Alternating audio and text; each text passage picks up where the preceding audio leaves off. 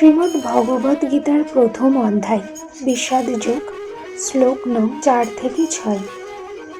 অত্র শূরা মহেশ্বসা ভীমার্জুন সমাযুধি যুযুধান বিরাটশ্চ দ্রৌপদশ্চ মহারথ ধৃষ্টকেতুশ্চ কিহিতান কাশীরাজস্য বীর্যবান পুরুজিত কুন্তিভোজস্ব শৈবশ্চ নরপুঙ্গব যুধামন্যশ্চ বিক্রান্ত উত্তমৌজার্ষ বীর্যবান সৌভদ্র দ্রৌপদেয়াশ্চ সর্ব এব মহারথা।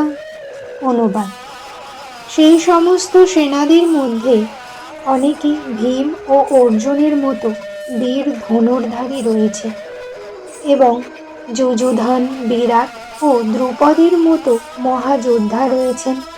সেখানে ধৃষ্টকেতু, চেকিতান, কাশীরাজ, পুরুজিত, কুন্তিভোজ ও শৈবের মতো অত্যন্ত বলবান যোদ্ধারাও রয়েছেন। সেখানে রয়েছে অত্যন্ত বলবান যুধামন্যু, প্রবল পরাক্রমশালী উত্তমৌজা, সুভদ্রার পুত্র এবং দ্রৌপদীর পুত্রগণ। এইসব যোদ্ধারা সকলেই এক একজন মহারথী।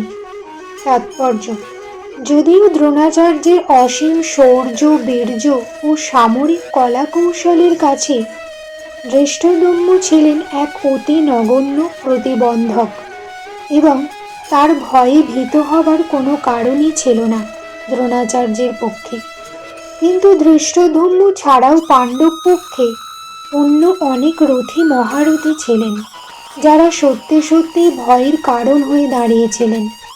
দুর্যোধনের পক্ষে সেই যুদ্ধ জয়ের পথে তারা ছিলেন এক একটি দূরতিক্রম্য প্রতিবন্ধকের মতো, কারণ তারা সকলেই ছিলেন ভীম ও অর্জুনের মতো ভয়ঙ্কর।